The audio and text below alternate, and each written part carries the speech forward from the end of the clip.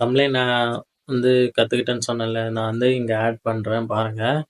கண்டிப்பா வந்து புடிச்சிருக்கும் உங்களுக்கும். கண்டிப்பா கத்துக்கிட்டேன். ஓரளவுக்கு வந்து இனிமேல் கரெக்ட்டா வந்து போட்டுறலாம். தம்ப்லைன் ஆட் பண்ணி. ஆனா பிக் வீடியோ போடும்போது தான் அழகா போட முடியும். அதனால வந்து லாங் வீடியோக்கு வந்து நீங்க சொல்ற மாரி வந்து ஒரு வீடியோ பண்ணலான்னு இருக்கேன்.